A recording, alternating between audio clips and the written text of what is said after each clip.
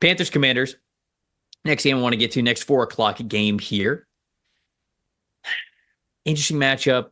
Commanders, coming off of a tough game against the Baltimore Ravens, a little bounce back game here, obviously, against the Panthers. But there's reason to believe that the Panthers might make this bad boy a little more competitive than you think. Matchup that matters here, Carmen. What do we got? Yeah, I've got strength on strength. You got Jaycee Horn against scary Terry McLaurin. Terry McLaurin has been wonderful for Jaden Daniels, and who has now, started to push the ball down the field a little bit more. Terry McLaurin only has 5 explosive plays on the season, which kind of makes sense given that starting the season down, I think Cliff Kingsbury was very good about easing Jaden Daniels into the pro game, trying to mesh both the college and the pro game together. Didn't really ask Jaden Daniels to push the ball down the field, but now he's starting. And Terry McLaurin, despite having only 5 explosive plays, has 368 receiving yards, which ranks 20th. He's got 19 first downs. That's tied for 10th. And he's the 10th, he's ranked 10th in passer rating when targeted. So Jaden Daniels has 114.6 passer rating when he targets Terry McLaurin. On the other side, you've got Jaycee Horn, though, who's allowing just a 43.8 completion percentage. And that ranks as the 4th lowest among corners right now. He's allowed just 159 receiving yards so far. That ranks 9th. 6th best forced incompletion percentage. But he has allowed 3 touchdowns. So he's not giving up a lot, but you still can score on him, I guess. Terry McLaurin is going to go a long way, and that matchup in particular, I think, is going to be very interesting to watch and see who gets the best of it.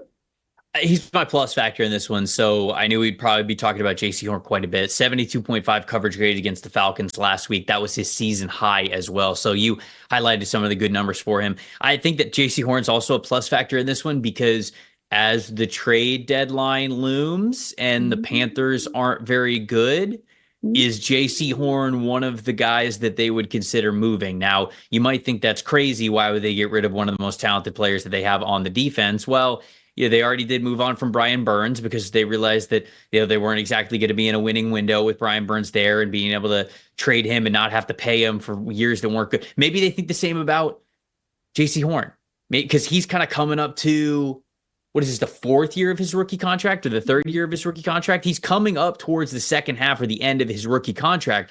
So you got to factor in the fact that, okay, he's been hurt as well. Like if some team is going to give you a 1st-round pick for Jaycee Horn, and you got to consider that, even with where the Panthers are. Like, even with I think there's obviously 2 ways that you could look at it. You could say, oh, well, they don't have anybody else. Why would they ever trade him? But then you got to look at the fact that they probably in line for another top 3 pick this year. So is Jaycee really going to be a part of whatever the next winning window is for you? Because you figure that's probably 2 3 years away anyways. He's well into a second contract at that point. He's already missed time due to injury, a lot of time due to injury.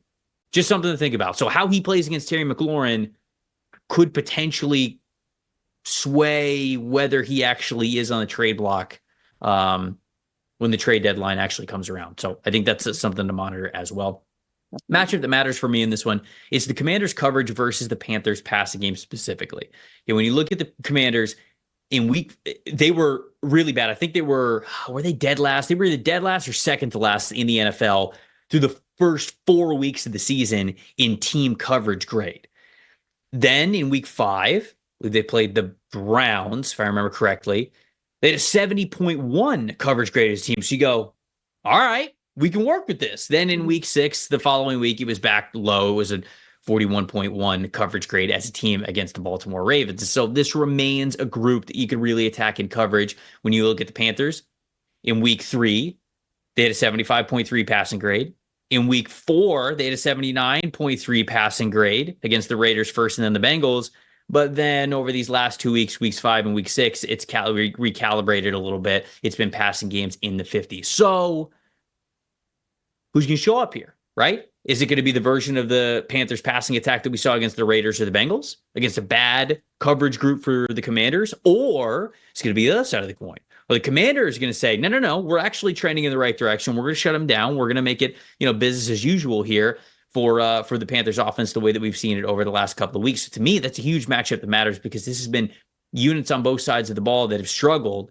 Which one either struggles more or is able to not struggle as much. However you want to look at it, whether you're glass half full or glass half empty, probably depends on who you're rooting for in this one. What's your plus factor here, Carmen?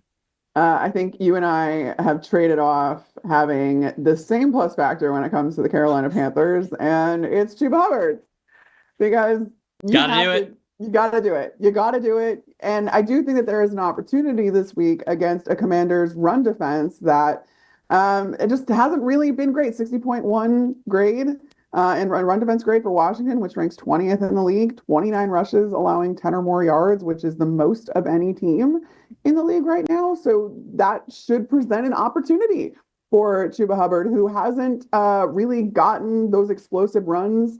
He has the sixth fewest rushes, gaining 10 or more yards.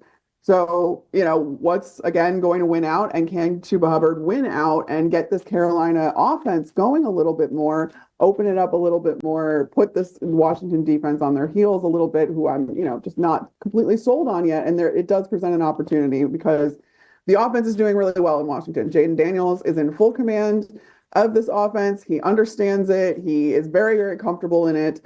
And they're going to score points. And we've seen that going toe-to-toe with the Ravens, who are, quite frankly, one of the best teams in the league.